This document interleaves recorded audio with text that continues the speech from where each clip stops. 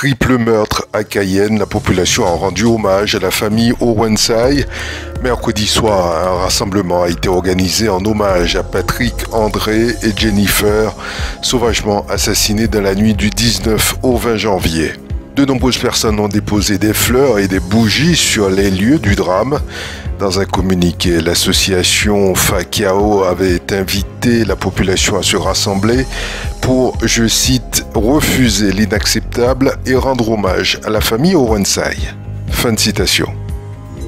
La loi immigration adoptée en décembre par le Parlement a été largement censurée ce jeudi par le Conseil constitutionnel. Les 9 juges ont retoqué 35 articles, soit 40% du texte, dont le durcissement de l'accès aux prestations sociales ou le délit de séjour irrégulier pour les étrangers. Le Conseil constitutionnel supprime ainsi de nombreuses mesures de fermeté obtenues par la droite, mais qui avaient irrité le camp présidentiel. Le ministre de l'Intérieur, Gérald Darmanin, s'est félicité de la décision des sages, estimant que le Conseil constitutionnel a validé l'intégralité des articles proposés par le gouvernement. Le texte avait fait l'objet de 4 saisines, dont celle d'Emmanuel Macron. La loi sera promulguée par le chef de l'État dans les prochaines heures, a annoncé hier soir Gérald Darmanin au journal de 20h de TF1. L'épidémie de dengue s'installe et s'intensifie en Guyane. Les files d'attente s'allongent dans les laboratoires. Les indicateurs dépassent ceux de la précédente épidémie de 2020. Au cours des 3 premières semaines de janvier, 1488 cas ont été confirmés, 669 passages aux urgences ou consultations dans les centres délocalisés de prévention et de soins CDPS et les hôpitaux de proximité ont été dénombrés. Dans ce contexte, le secteur de la santé et l'Agence régionale de santé de Guyane intensifient les messages de prévention et de communication à l'attention de la population et adaptent en lien avec les acteurs du territoire le dispositif de prise en charge des patients présentant les symptômes de la dengue. Grève à la mairie de Cayenne, le mouvement est en cours depuis ce lundi 22 janvier. Un débrayage avait été organisé ce matin-là. Ce jeudi, la section UTG de la mairie bloquait à nouveau la mairie et a organisé une assemblée générale extraordinaire à l'ordre du jour salariés en danger et questions diverses. Gilles Baudy du syndicat a évoqué une grève perlée, c'est-à-dire que l'activité des services est interrompue par une succession d'arrêts de travail, comme ce jeudi matin et lundi également. L'UTG attend des réponses et des documents écrits de la part de la direction. Dans l'après-midi, à la suite de ce mouvement, Sandra Trochimara s'est exprimée. Le maire de Cayenne, je cite, informe les parents d'élèves et la communauté éducative qu'en raison de l'annonce d'une grève illimitée, des répercussions sur l'accueil des élèves au sein des écoles et des cantines de la ville se feront certainement ressentir. Fin de citation. La mairie appelle les parents d'élèves et la communauté éducative à prendre toutes les dispositions nécessaires en cas de fermeture des écoles et des cantines.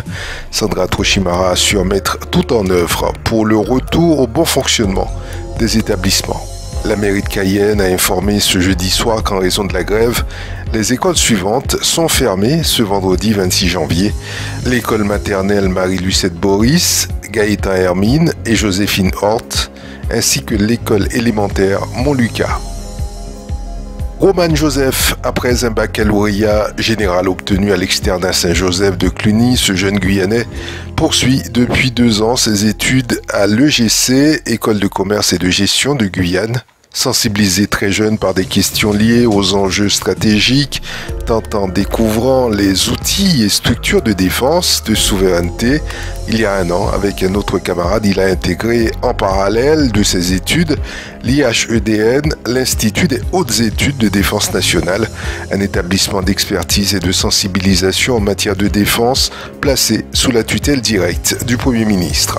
Pour nous parler de cette expérience incroyable et de ses projets pour la Guyane, il était notre invité dans la rubrique Focus de Radio Mayori ce jeudi 25 janvier. En voici un extrait. Il y a des membres de l'AR30, d'accord, des membres de l'IHEDN qui sont venus à l'EGC pour nous présenter l'Institut, pour nous présenter l'expérience. Donc, il faut savoir qu'il y a des sessions qui sont organisées tout au long de l'année. Et alors l'année dernière, la session, on revenait en Guyane. une session qui ne s'était pas organisée depuis un moment.